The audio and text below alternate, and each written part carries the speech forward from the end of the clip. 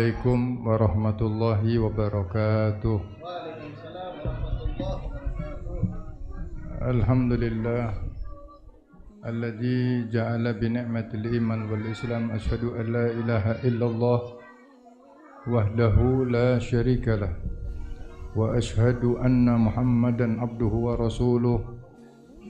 Allahumma salli ala nuril anwar wa sirril asrar wa dhilya fil aghyar wa miftahil babil yasar sayyidina Muhammadin al-Mukhtar wa alihi adhar wa ashabihi al-akhyar adada ni'amillahi wa ifdalih. Qala rabbi shrah li sadri wa yassir li amri wa hlul 'uqdatam min lisani yafqahu qawli, amma ba'du. Ma'asyiral hadirin hadirat, ikhwan akhwat, jamaah majlis Darus Shalihin yang saya hormati, yang insya Allah mudah-mudahan semuanya diberkahi, dirahmati oleh Allah Subhanahu wa Ta'ala. Juga yang sama kita hormati para alim ulama, para asatidz, para sepuh bini sepuh, para orang tua, para aparatur pemerintah, baik RW, RT, dan juga baik polisi dan TNI semuanya.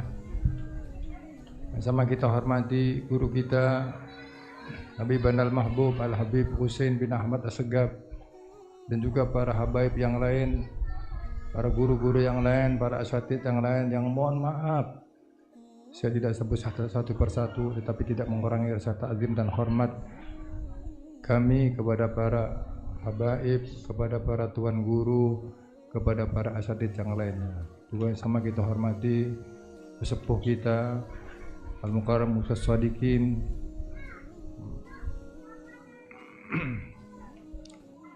Kita bersyukur kepada Allah Subhanahu wa Ta'ala yang mana malam hari ini kita kembali berkumpul di kegiatan taklim bulanan di Majlis Darus Shalihin, sekaligus merayakan peringatan Isra wal Mi'raj Nabi kita Muhammad sallallahu alaihi wasallam. Mudah-mudahan apa yang sudah kita kerjakan, apa yang sudah kita niatkan mendapatkan berkah dan ridha Allah Subhanahu wa Ta'ala. Salawat dan iring salam tercurah kepada mahabbah kita, junjungan kita baginda Nabi besar Muhammad sallallahu alaihi wasallam beserta para keluarganya, para sahabatnya, dan juga para pengikutnya yang istiqomah mengikuti perjalanannya ila yaumil qiyamah. Sebelum kita dengarkan nasihat dari guru kita Habib Husain bin Ahmad As-Segaf, sekedar mukadimah, karena temanya malam hari ini adalah Isra wal Mi'raj. Sedikit yang udah tahu jangan dibocorin. Isra Mi'raj adalah perjalanan Nabi di malam hari dari Masjidil Haram ilal Masjidil Aqsa. Setelah selesai Isra Mi'raj, Nabi Muhammad di pagi harinya bercerita. Pertanyaannya, siapa orang yang pertama yang dikasih cerita sama Nabi? Yang udah tahu jangan dikasih tahu. Yang belum tahu, insyaallah mudah-mudahan biar tahu. Halo? Siapa orang pertama? Pasti orang bilangnya umumnya Sayyidina Abu Bakar. Ternyata orang yang pertama yang mendapatkan kabar Isra Mi'raj itu adalah Ummi Hani. Kenal nggak Ummi Hani? Jadi kalau ada orang dinamain Ummi Hani bagus ya. Ummi Hani itu adalah putrinya pamannya Nabi Abu Thalib, Ummi Hani. Beliau adalah mantan kekasihnya Nabi besar Muhammad SAW. Kenapa saya bilang mantan? Sebab Nabi Muhammad sebelum nikah dengan Siti Khadijah, beliau pernah cinta, pernah senang dengan Ummi Hani. Jadi ngobrol sama mantannya, masih saudaranya. Jadi kalau ada orang sekarang nih yang GGS ya, apa GGS? Ganteng-ganteng, serigala. Kalau ada orang ganteng ditolak cintanya, nggak akan heran ya. Nabi Muhammad juga pernah ditolak cintanya. Sallu ala Muhammad. Ya. Jadi sebelum Nabi Muhammad itu nikah dengan Siti Khadijah, Nabi Muhammad pernah senang sama anak pamannya Abu Thalib namanya Ummi Hani. Nah, beliau itu bercerita kepada Ummi Hani di pagi harinya. Ummi Hani, "Baik ya Rasulullah, aku mau cerita.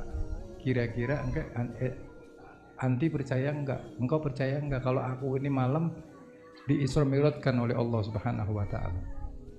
Kata Ummi Hani, "Sangat percaya ya Rasulullah. Karena engkau adalah kekasih Allah." Jadi Ummi Hani ini enggak jadi nikah sama Rasulullah, punya suaminya anaknya Abu Jahal. Tapi suaminya sempat menceraikan Ummi Hani dengan kata-kata kasar. Maka anaknya Abu Jahal ini didoakan sama Nabi ya, karena ngelihat Ummi Hani ini sedih, dihina, bukan hanya dihina dirinya Ummi Hani, tapi dihina agamanya. Agama Nabi besar Muhammad SAW, agama kita Islam dihina sama anak Abu Jahal. Karena Ummi Hani nggak mau ikutin ajaran lama, ajaran ruhun, dia mau ikutin agamanya Nabi besar Muhammad SAW, masuk Islam. Anaknya Abu Jahal nggak mau masuk Islam, akhirnya dia dihinakan, diperintahkan oleh ayahnya untuk menghinakannya. Akhirnya apa? Akhirnya ini anak Abu Jahal matinya dimakan sama macan, diremukin tulangnya berkat doa Nabi besar Muhammad SAW. Dia cerita nih sama Ummi Hani, kata Rasul, aku percaya ya Rasul. Jadi orang yang percaya Isra Mi'raj Nabi Muhammad selain daripada Abu Bakar adalah Ummi Hani. Setelah itu Rasulullah keluar. Kata Ummi Hani, "Mau kemana ya Rasulullah? Aku mau keluar, aku mau sampaikan ini, cerita ini, kejadian ini kepada orang-orang Quraisy, kepada orang-orang Quraisy di sekitar Mekah sini." "Jangan Rasulullah, nggak boleh, karena ini adalah tugasku menyampaikan, nggak boleh diumpet-umpetin." "Ya terserah engkau bagaimana." Makanya aku mau nyampein. Sampai di Ka'bah Nabi Muhammad SAW, beliau duduk di depan Ka'bah. Begitu duduk di depan Ka'bah, lagi mikir bagaimana cara nyampeinnya ya. Dari kejauhan Abu Bakar Siddiq, dari kejauhan Abu Jahal, bukan Abu Bakar Siddiq, maaf, melihat Rasulullah sedang duduk di depan Ka'bah, lagi merenung, dilihatin sama Abu Jahal dari jauh. Wah, Muhammad lagi ngapain tuh? Pagi-pagi udah di depan Ka'bah. Yang hanya ada masalah tuh, merenung tuh. Diparanin nih sama Abu Jahal. Ditanya, "Muhammad, ente ngapain pagi-pagi di sini? Ente mau bikin apa di sini?" Dia bilang, "Enggak, wahai Abu Jahal, aneh mau nyampein apa? Bahwa aneh semalam telah diberangkatkan, telah di-Isra Mi'rajkan oleh Rob saya, oleh Robku, yakni Allah Subhanahu wa taala. Dari sini nih, dari Masjidil Haram sampai ke Masjidil Aqsa sampai Sidratul Muntaha." "Ah, berarti seru dong ceritanya." "Iya, ya udah kalau gitu ente duduk di sini, aneh panggil nih orang-orang kafir Quraisy. Aneh panggil nih orang-orang sini." Karena yang manggil Abu Jahal. Diketok pintunya, "Ada apa?" "Muhammad mau cerita. Dia katanya malam ama Tuhannya diperjalankan, katanya perjalanan malam hari dari ini nih, Masjidil Haram, Masjidil Aqsa sampai Sidratul Muntaha." Cerita lengkapnya sama Muhammad. Seluruh orang-orang Quraisy dipanggil. Berarti orang yang pertama mengadakan Isra Mi'raj siapa? Orang yang pertama ngadain Isra Mi'raj siapa? Nabi Abu Jahal. Jadi kalau ada orang nggak senang Isra Mi'raj, berarti lebih hina daripada Abu Jahal. Betul nggak Pak? Betul nggak? Karena orang pertama yang manggilin, yang bikin jadi panitianya Abu Jahal. Yang ceramah siapa? Yang ceramah Nabi kita Muhammad. Kumpul tuh orang. Ya, itu cara Allah ya, dikumpul semua orang. Nabi Muhammad cerita. Begitu cerita, Itu seketika ada orang yang terpinggal-pinggal ketawa, geli ketawa ngedengerin. Ada stres nih. Ada yang senyum, ada yang ketawa geli, ada yang pulang, ada yang mencibir, bahkan ada yang beriman lepas lagi imannya. Na'udzubillah min. Singkat cerita, panjang ceritanya, nanti waktunya kelamaan. Sekarang Al-Fakir, Ustadz mau nanya, ada pertanyaan. Di dalam sejarah Nabi Muhammad itu sepanjang hidupnya kagak pernah mengumandangkan azan, betul nggak? Ayo, kenapa yuk? Nabi Muhammad sepanjang hidupnya nggak pernah mengumandangkan azan, cuman merintahkan yang azan siapa? Sahabat Bil. Kenapa itu? Yang pertama, Nabi Muhammad tahu umatnya nih potongan kayak kita nih. Ini potongan orang yang dengar azan telah tidur ya? Betul nggak Pak? Betul. Maka Nabi Muhammad dilarang sama Allah Ta'ala untuk azan. Yang ngelarang siapa? Allah. Kenapa? Kalau Nabi Muhammad azan, nanti sholat berjamaah hukumnya wajib. Makanya Nabi Muhammad nggak diperintahin sama Allah Ta'ala untuk mengumandangkan azan. Ya siapa yang azan? Bilal. Jadi kalau Bilal mah ya biarin aja Bilal ya. Dia bukan nabi, dia sahabat. Jadi kalau ada sahabat yang datangnya telat, yang mungkin nggak sholat di masjid, nggak apa-apa, karena nggak jadi wajib. Hukumnya sholat berjamaah itu hukumnya apa? Fardul kifayah. Fardul kifayah bagaimana? Fardul kifayah faedahnya apabila sudah ada orang yang berjamaah, kita nggak kewajiban. Tapi bukan berarti saya udah gak usah berjamaah, tetap berjamaah karena ganjarannya lebih besar. Jadi pertanyaannya, kenapa Nabi Muhammad sepanjang hidupnya nggak pernah, bahkan nggak pernah azan, nggak pernah dengar riwayatnya, sejarahnya? Karena dilarang sama Allah Ta'ala. Yang larang Allah nih, kenapa? Karena nanti kalau Nabi Muhammad azan wajib. Seperti kayak ente di pesantren yang azan kiainya, ente lagi salim mondok, yang azan kiai gimana? Bangun ente. Walaupun nggak wajib ya, itu wajib di dalam pesantren. Wih, kiai yang azan, kurang ajar lu kalau masih tidur, bener nggak? Jadi coba kalau yang azan sama-sama santri, absen aja lah, tidur dulu sebentar, dihaluin aja ya. Tapi begitu contohnya, karena yang azan itu sahabat Bilal bukan Nabi Muhammad, ya nggak jadi wajib sholat jamaah. Yang ditakutkan jadi wajib. Waduh, kesian Nabi Muhammad ngelihat potongan kita ini orang Karanganyar, orang Indonesia yang mungkin agak nyepelein kedengaran suara azan. Kadang-kadang masih tiduran, kadang masih nyetel musik, kadang masih main HP. Aturan berhentiin dulu HP-nya. Aturan kita bangun tuh kalau ada suara azan kita lagi tidur, kecuali orang tidurnya tidur pulas ya. Kalau tidurnya masih ada denger kupingnya, duduk dengerin. Itu takzimnya gitu ya. Ada geroh, ada semangat sedikit untuk panggilan azan, duduk. Lagi main HP, berhenti. Cuman jangan lagi naik motor yang berhenti tengah jalan, nabrak ntar sama orang ya, agak boleh itu ya.